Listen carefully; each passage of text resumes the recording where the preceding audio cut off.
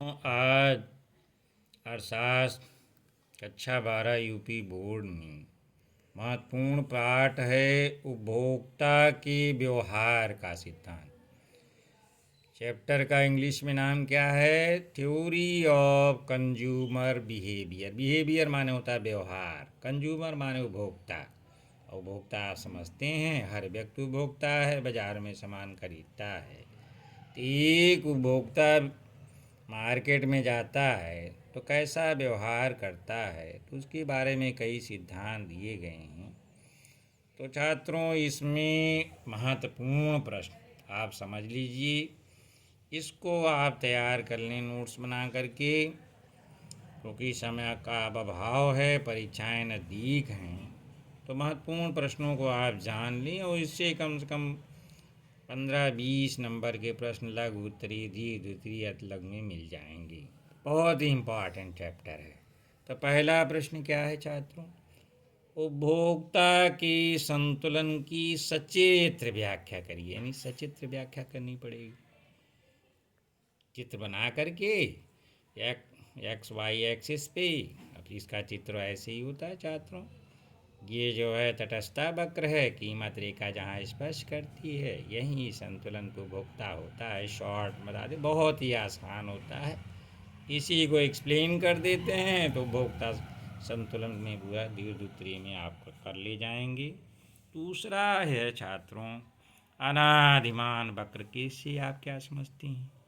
अनादिमान वक्र की विशेषताओं का उल्लेख करिए। अनादिमान वक्र इंग्लिश में इंडिफरेंस कर्व बोलते हैं, इसी को तटस्थता वक्र भी कहते हैं।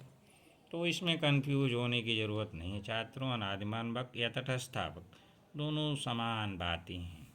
इनकी जो विशेषताएं होती हैं, जैसे बाएं से दाएं गिरता है और एक दूसरे को तटस्थता वक्र नहीं काट सकते, और जो है तटस्थता वक्र ऊंचे स्तर को प्रदर्शित करता है। तो ये सब विशेषताएं आप किताब से टेक्स्ट बुक से समझ लें। तीसरा है जो चैप्टर का नाम है कि मांग के नियम से क्या समझते हैं। आप जानते हैं मांग का क्या नियम होता है?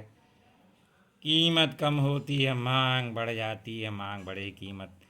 तो ये विपरीत संबंध मांग में पाया जाता है, बहुत ही आसान होता है। जनरल व्यवहार में भी होता है कि जब कीमत बाजार में कम हो जाती है तो लोग ज़्यादा सामान खरीदते हैं।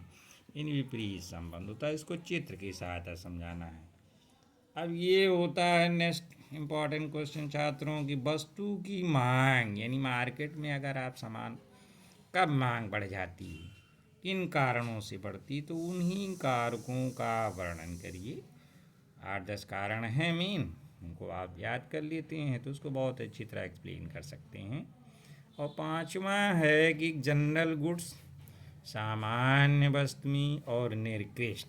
निकृष्ट माने थोड़ा कम महत्व की होंगी, घटिया होंगी, इनके बीच अंतर स्पष्ट। अब छात्रों आते हैं कि मांग की कीमत लोच, प्राइस इलास्टिसिटी ऑफ डिमांड का अर्थ स्पष्ट करिए तथा इसको मापने की किसी एक विधि का वर्णन करिए। तो छात्रों अक्सर जो है बच्चे इस क्वेश्चन को छोड़ देते हैं, उनको समझ ही में नहीं आता कि मांग की कीमत लोच है क्या।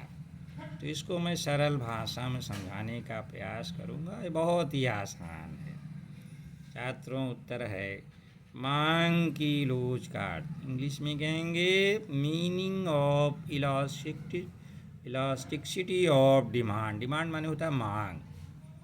अब छात्रों जानते हैं लोच है ना, इसमें एक मांग की लोच। लोच शब्द का प्रयोग जो है तो कार्यकारी शक्तियों की आवश्यकताओं के विश्लेषण के लिए किया जाता है, जैसे कीमत वस्तु की और वस्तु की मांग और पूर्ति।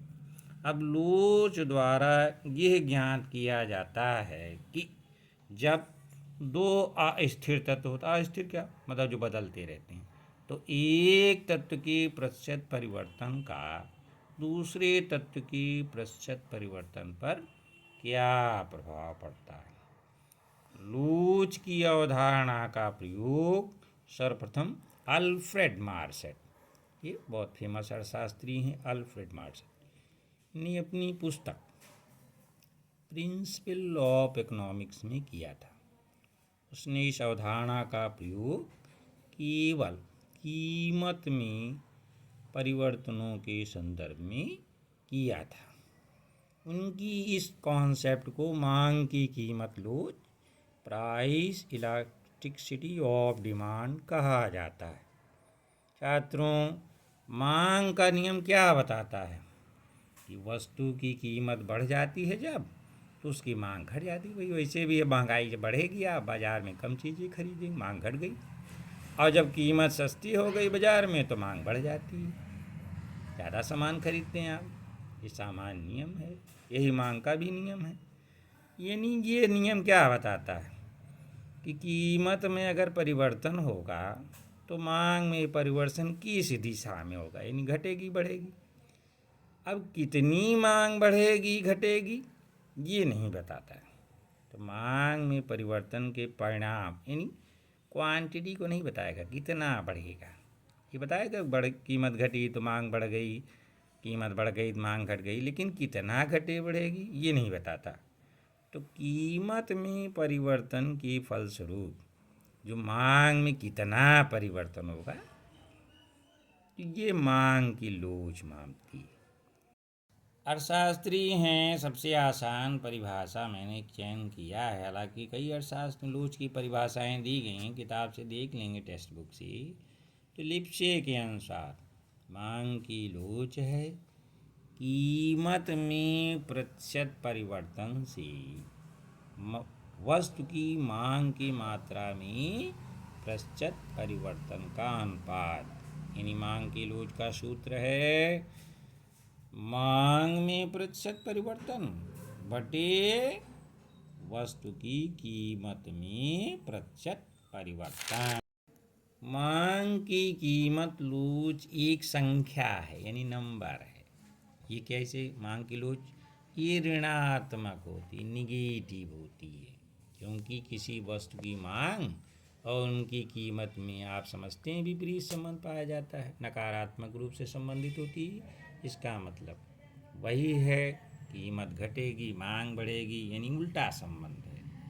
अब मांग की लोच को आता है कि एक विधि का वर्णन कीजिए। तो छात्रों जान लें कि मांग की लोच मापने की वैसे तो 3 विधियाँ हैं। कौन कौन सी हैं? कुल व्यय रीत, प्रतिशत रीत, एक होता है कि रेखा चित्र बना करके बिंदु रीत या चाप रीत। तो हम जो मैथ के विद्यार्थी हैं जिनको मैथ समझ में आता है वो प्रतिशत रीत आसान पड़ता है, इसमें चित्र नहीं बनाना है, बस आपको समझा देना है कि मांग की लोच कैसी आएगी। इस रीति का जो प्रतिपादन है प्रोफेसर फ्लक्स ने किया था, इसे फ्लक्स रीत भी कहते हैं। इस रीत के अंतर्गत मांग में प्रतिशत परिवर्तन की तुलना में, यानी जितना मांग में प्रतिशत परिवर्तन होगा बाजार में घटे बढ़ेगी, और कीमत में कितना परिवर्तन होता है उसी के अनुपात से पता किया जाता है। तो मांग की लोच यानी ईडी बराबर मांग में परिवर्तन बटे कीमत में परिवर्तन। अब मांग में परिवर्तन क्या होगा? मांग में परिवर्तन और जो पहले मांग थी मांग की पूर्व मात्रा बटे, अभी कीमत में परिवर्तन देखते हैं, कीमत में परिवर्तन और जो पहले कीमत थी घटने बढ़ने पहले, तो ये जो है मांग में परिवर्तन बटे मांग की पूर्व मात्रा बटे कीमत में परिवर्तन की पहले की कीमत। अब छात्रों ये सूत्र है डेल्टा क्यू बटे Q delta P upon P. अब यहाँ क्यू कहाँ से आ गया? क्यू जो है ये मात्रा है, क्वांटिटी, यानी वस्तु की मात्रा में परिवर्तन, और पहले की मात्रा, और ये वस्तु की कीमत में परिवर्तन और पहले की कीमत, यानी दोनों को भाग दे देते हैं। तो जो बच्चे जानते हैं अनुपात को कैसे भाग दिया जाता है, तो बाद में ये यहाँ गुणे का चिन्ह हो जाता है और ये संख्या पलट जाती है। तो delta Q upon delta P और पी अपॉन क्यू, यानी ये सूत्र है। तो उपयुक्त सूत्र के आधार पर पता लगाया जा सकता है कि मांग की मूल लोच यानी सापेक्षता इकाई के बराबर है कि इकाई से अधिक है कि इकाई से कम।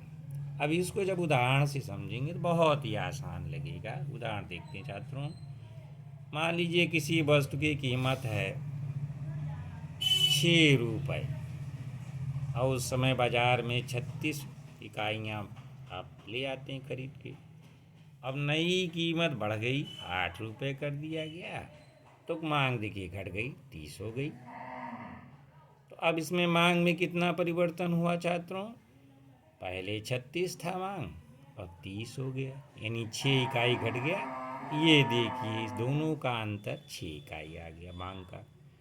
और कीमत में देख लीजिए, पहले 6 रुपये कीमत थी, अब 8 हो गई।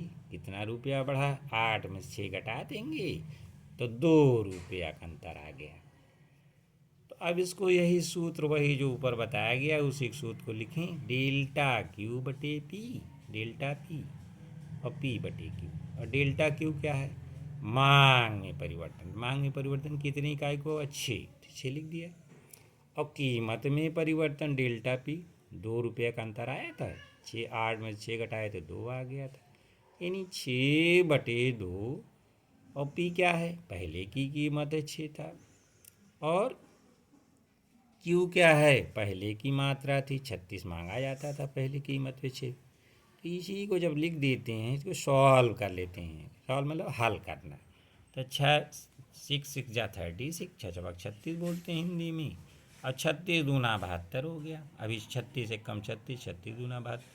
अब 2 से जब 1 में भाग देंगे तो 0.5 आएगा, यानी ईडी कितना है? 0.5, यानी आधा हुआ। ईडी बराबर हाफ समझिए, 1 से कम है। तो इसी प्रकार कहेंगे कि मांग की लोच इकाई से कम है। कैसे छात्र लिखते हैं? ईडी इज इक्वल टू, इसको कहते हैं इंग्लिश में, जो बच्चे इंग्लिश के विद्यार्थी रहे तो लेस दैन, से कम है, यानी 1 से कम है। अब मांग की मूल्य सापेक्षता 1 के बराबर कब होती है छात्रों? ये होता है इकाई। तो जब मांग और कीमत में जो परिवर्तन होता है समान होता है तो मांग की मूल्य लोच जो है 1 के बराबर होती। मान लीजिए कीमत में 25% बढ़ोतरी हुई किसी सामान के, और बाज़ार में मांग भी 25% बढ़ी, यानी जितना कीमत जो है कम हुई उतना ही मांग बढ़ी है। तो अब मांग की लोच 1 के बराबर हो जाएगी। अब मान लीजिए मांग की लोच जो है इकाई से अधिक कब होगी?